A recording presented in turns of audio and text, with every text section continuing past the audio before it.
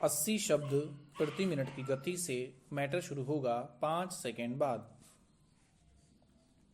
उपसभापति महोदय, संसद का पिछला और चालू सत्र महिला आरक्षण बिल को लेकर करीब करीब बगैर किसी परिणाम के समाप्त होता दिखाई दे रहा है, जबकि यह सच है कि संसद का एकमात्र गंभीर कार्य देश के लिए कानून बनाना है। कानून बनाने की जड़ में सिर्फ एक ही मापदंड होता है कि राष्ट्र की राष्ट्रीयता मजबूत हो। कोई भी राष्ट्र तभी मजबूत होगा जबकि उसकी राष्ट्रीयता मजबूत होगी। स्पष्ट है कि राष्ट्रीयता की कोई जड़ नहीं बल्कि चेतन है। राष्ट्रीयता को चेतना मानने के लिए यह मानकर चलना होगा कि किसी राष्ट्र के नागरिकता के कुल अर्थों में कितने नागरिक हैं।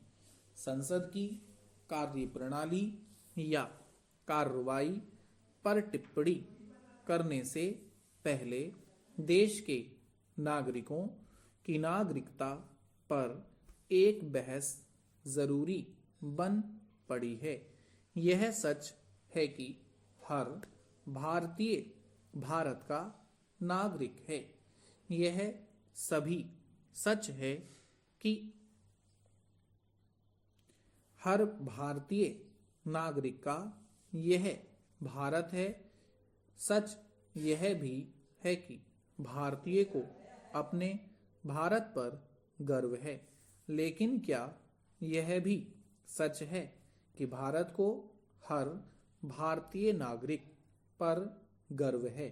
क्या कोई भी नागरिक अथवा भारत को यह सलाह दे सकता है कि उसे अपने हर नागरिक पर गर्व करना चाहिए? स्पष्ट है कि ऐसी सलाह देने से पहले सलाहकार को कई बार सोचना होगा।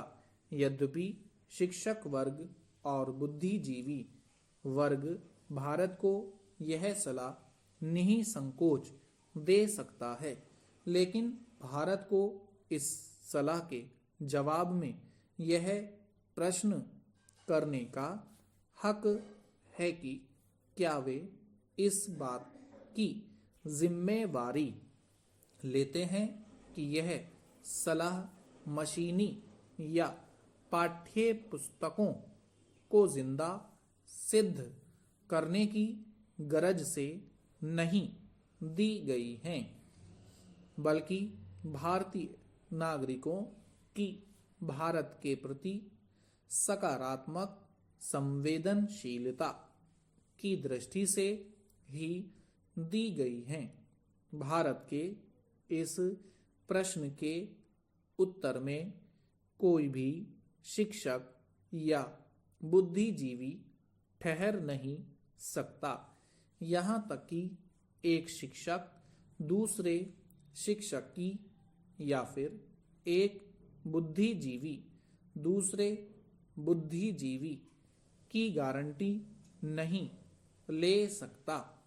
जहाँ तक अफसरशाही का प्रश्न है, तो वह भारत के इस प्रश्न के उत्तर में प्रथम श्रेणी के मजिस्ट्रेट या नोटरी पब्लिक के हस्ताक्षर वाला शपथ पत्र तो दाखिल कर सकती है, लेकिन अन्य किसी गारंटी के संबंध में वह मौखिक तौर पर भी कुछ कहने को तैयार नहीं होगा।